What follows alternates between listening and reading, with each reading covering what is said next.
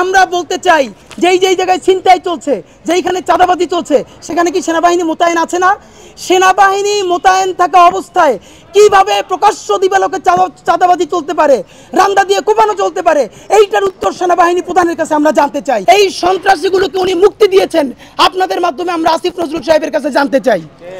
বন্ধুরা আমার, আপনাদেরকে গভীর উদ্বেগের সাথে আমরা জানাচ্ছি, ইতিমধ্যে আপনারা দেখেছেন যে লীগের যে ডিভিশন, আপনাদের মাধ্যমে আমরা স্পষ্ট দাবি জানাতে চাই, 2014 ইলেকশন অবৈধ, 18 ইলেকশন অবৈধ, 24 ইলেকশন অবৈধ। সুতরাং এই অবৈধই যদি ইলেকশন হয়, সেই ইলেকশনের এমপি মন্ত্রী তারাও তো স্বাভাবিকভাবেই অবৈধ। তাহলে এখনও প্রজ্ঞাপন জারি করে কেন কারাগারে তাদের ডিভিশন বাতিল করা হয় না? আপনারা জানেন এখনও তাদেরকে কারাগারে ডিভিশন দেওয়া হচ্ছে। আমরা সরকারকে আমলে যারা এমপি হয়েছে, মন্ত্রী হয়েছে, প্রত্যেকের কারাগারে ডিভিশন অতি দ্রুত বাতিল করতে হবে এবং তাদেরকে দুলাভাইয়ের মতো জামাই আদায় করে আদালতে আনা যাবে না। এরপরে যদি জামাইয়ের মতো নিয়ে আসেন, এরপরে যদি ছাত্র জনতা তাদেরকে ওখানে কোনো সিদ্ধান্ত গ্রহণ করে, তখন যদি কেউ মব বলে চিৎকার করেন, থুতু দিয়ে তাদেরকে ভাসাই দেওয়া হবে।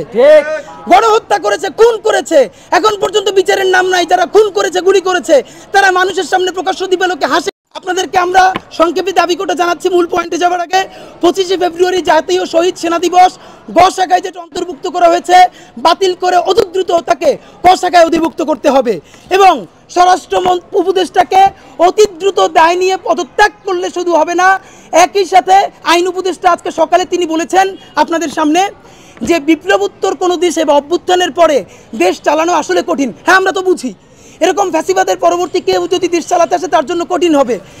সেই কঠিন দেশে ডজনকে ডজন খুনি, যাদেরকে ইন্টারপোল পর্যন্ত রেড অ্যালার্ট দিয়েছে, তাদেরকে আপনি ছেড়ে দিয়েছেন কোন আন্দোলনতে? মানে কি এইটা এমন একটা কিছু হয়? আমরা এটা বুঝতে পেরেছি, এমন ত্রাস তৈরি করা হবে দেশে যাতে বাংলাদেশের বর্তমান জনগণ, আমরা ডক্টর ইউনূস স্যারের উপরে যে পরিমাণ আস্থা নিয়ে আছি, যাতে সেই জনগণ ডক্টর ইউনূস এবং তার এই উপদেষ্টা পরিষদের উপরে নতুন করে আন্দোলনে নামতে বাধ্য হয় নির্বাচনের দাবি নিয়ে। সমস্ত এই জিনিস একই সুতোয় বাঁধা বলে আমরা মনে করি। কারণ আজকে আপনারা দেখেছেন আমাদের বাংলাদেশের সেনাপ্রধান তিনি একটি বক্তব্য দিয়েছেন। তিনি বলেছেন সেনাবাহিনীকে এত দ্রুত চাপ দেওয়া উচিত হবে না, নির্বাচিত সরকার এসে এইগুলো ঠিক করবে।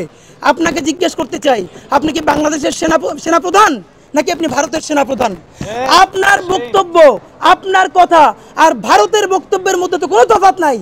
ভারত বাংলাদেশের এত বন্ধু কবে হলো যে ভারত 14তে এসে বাংলাদেশের ইরশাদকে বলে যে আপনি যদি ইলেকশনে না যান তাহলে জামাত ক্ষমতায় চলে যাবে। 18 ইলেকশন করে দিল, 24 ইলেকশন করে দিল একটা ভোট ছাড়া। সেই ভারত বাংলাদেশে গণতন্ত্রের কথা বলে, নির্বাচনের কথা বলে। এর মানে কি এই নির্বাচন, এই গণতন্ত্র যত ভালো হোক, যদি আমার শত্রু ভারত সেই কথা বলে, চক্ষু বন্ধ করে বলতে পারি এই জিনিস বাংলাদেশের জন্য ভালো নয়, ভালো নয়, ভালো নয়। কারণ বাংলাদেশের অবস্থান হবে সেটা। ভারত কোনোদিন বাংলাদেশের, দেখেন আমার বন্ধুকে এইটা চেনার দরকার নাই, একটা জাতির জন্য চেনা দরকার তার প্রধান শত্রুকে। গত 18 বছরে বাংলাদেশের মানুষ একটাই তার সফলতা, সেটা হলো তার প্রধান শত্রুকে সে চিনতে পেরেছে। সুতরাং এই শত্রুর সাথে আপোষ নয়, এই শত্রুর সাথে আমরা মীমাংসা করতে চাই। এই শত্রুর পায়ের কাছে বসে নয়, এই শত্রুর পাশের টেবিলে বসে চোখে চোখ রেখে আমার ন্যায্য হিস্সা আদায় করতে চাই। সুতরাং সেইটা যখন আদায় করব, তখন বাংলাদেশের সেনাপ্রধান কোন কারণে ভারতের সাথে সুরে সুর মিলিয়ে নির্বাচনের কথা বলছেন? তাহলে কি আমরা নির্বাচন চাই না? আমরা অবশ্যই নির্বাচন চাই। উদ্বেগের সাথে আপনাদেরকে জানাচ্ছি আমাদের ধারণা, তবে আমরা চাই আমাদের ধারণা ভুল হোক, যে এই 6টি সংস্কার কমিশন করা হয়েছে, ইতিমধ্যে তারা প্রতিবেদন জমা দিয়েছেন। আমি আপনাদেরকে, আমরা দায়িত্ব নিয়ে বলছি, এই একটা কমিশনের 20% সংস্কারও বাংলাদেশে করা হবে না, মানে করতে দেওয়া হবে না। এর কারণ প্রত্যেকটা রাষ্ট্রীয় এজেন্সি, এনএসআই বলি, ডিজিএফআই বলি, সেনাবাহিনী বলি, পুলিশ বলি, প্রত্যেকটা এটার বিপক্ষে অবস্থান নিয়েছে। আমাদের আফসোসের ব্যাপারে এই আন্দোলনের অত্যন্ত বড় গুরুত্বপূর্ণ স্টেক হোল্ডার বিএনপিও দেখা যাচ্ছে তারা এমনভাবে কথা বলছে তাতে মনে হচ্ছে না যে 24-এর আন্দোলন তারা করছে, অথচ এই 24-এর বিজয় তো তাদেরও বিজয়।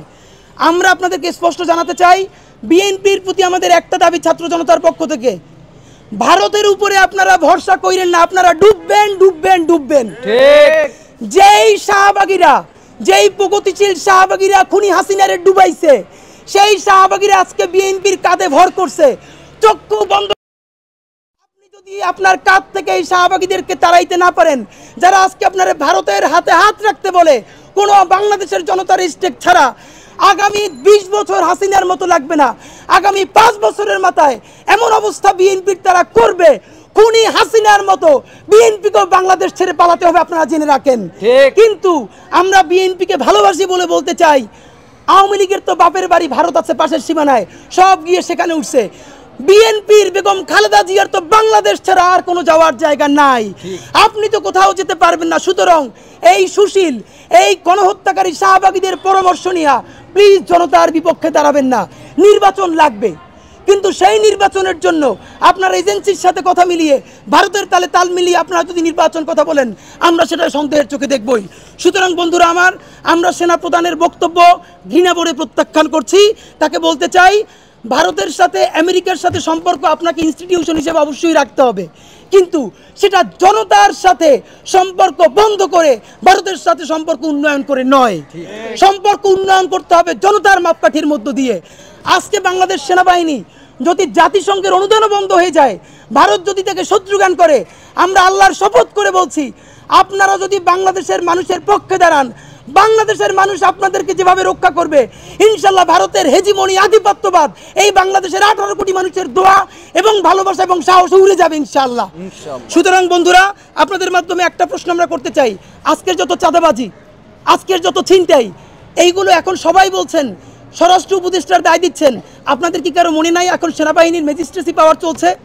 কই, আমরা তো সেনাবাহিনী ছোটবেলাও দেখেছি, যেদিন ঘোষণা হতো সেনাবাহিনীর ম্যাজিস্ট্রেসি পাওয়ার, সেনাবাহিনীর গাড়ি রাস্তায় কেউ দেখলে ছিনতাই তো দূরের কথা, ঘর থেকে বড় চুল রেখেও বেরোইতো না, সব বদমাশগুলো চুল কাইটে কাইটে ছোট করতো, কানে দুল পরা বন্ধ করতো। আর এখন আপনারা ম্যাজিস্ট্রেট, আপনারা তো আনসারের চেয়েও নিচে নামে আসছেন। সুতরাং আমরা বলতে চাই, যেই জায়গায় ছিনতাই চলছে, যেইখানে চাঁদাবাজি চলছে, সেখানে কি সেনাবাহিনী মোতায়েন আছে না? সেনাবাহিনী মোতায়েন থাকা অবস্থায় কিভাবে প্রকাশ্য দিবালোকে চাঁদাবাজি চলতে পারে, রান্দা দিয়ে কোপানো চলতে পারে, এইটার উত্তর সেনাবাহিনী প্রধানের কাছে আমরা জানতে চাই।